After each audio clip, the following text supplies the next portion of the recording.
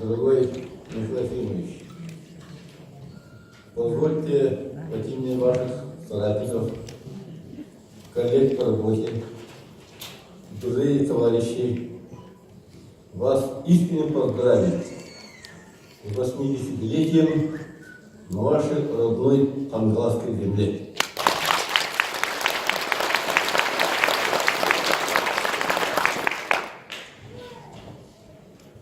Дорогие друзья, наш северный край еще 1,5 столетия тому назад не имевший письменности, о чем в городе писал Алексей Пулковский, говоря, что у якутов грамотных меньше, чем среди кривых, на рубеже 2 тысячелетий изменил мир, прежде всего человеческими достоинствами, образованностью, оптимизмом, способностью жить в сложном мире и в гармонии с природой. Но эта реальность не пришла само собой. Оно опиралось на наш народ. Известны отдельные личности, которые на нашем северном небосклоне засияли, как звезды северного полушария. Храбрый сын Тыгына, Мазари Базеков, в 1676 и в 1679 годах дважды ездил в Москву царю Федору Алексеевичу.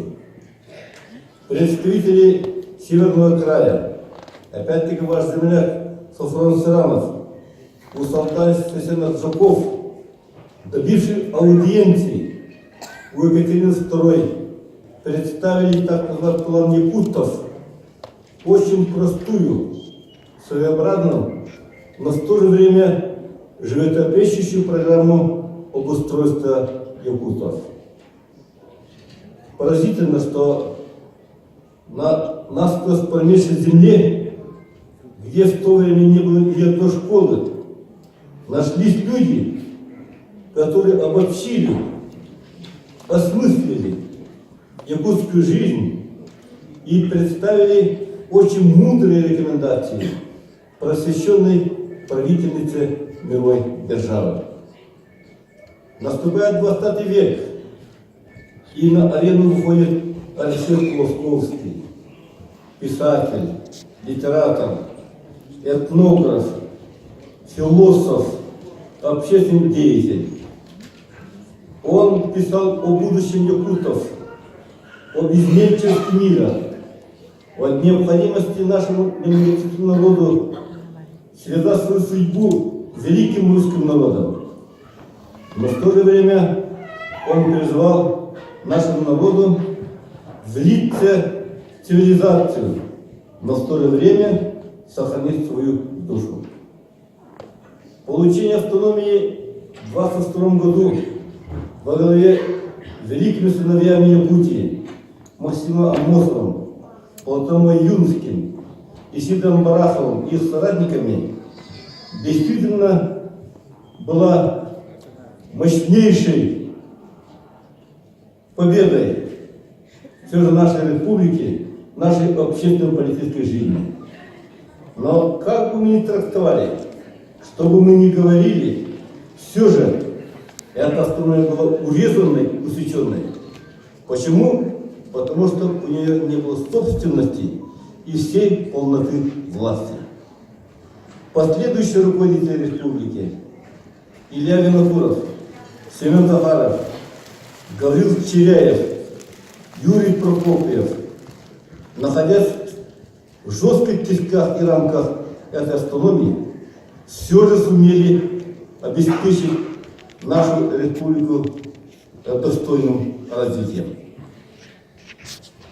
И безо всяких натяжек, ряд всех выдающихся сынам Якутии можно поставить Михаила Ефимовича Николаева, чья деятельность совпала с потрясшими весь Советский Союз трудными годами на стыке двух веков и тысячелетий.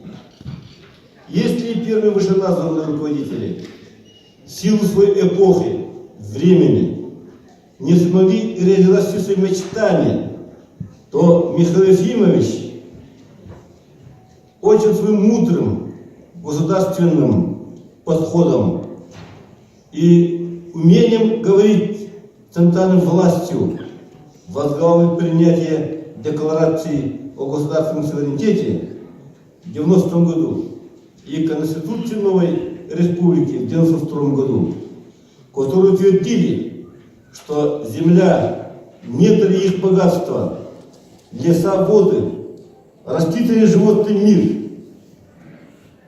континентальный шельф, воздушное пространство, другие природные ресурсы являются собственностью Республики Саха-Якутия и неотъемлемым достоянием народов республики. Михаил Ефимович определил не только вектор развития нашей республики, но и совершил мощнейший прорыв по всем направлениям.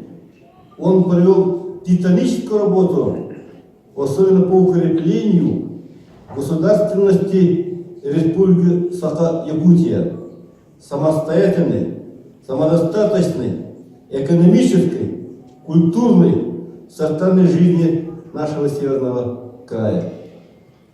В лице Михаила Ефимовича мы заимели выдающегося руководителя, пророка, который обеспечил дальнейшее бурное развитие нашей республики.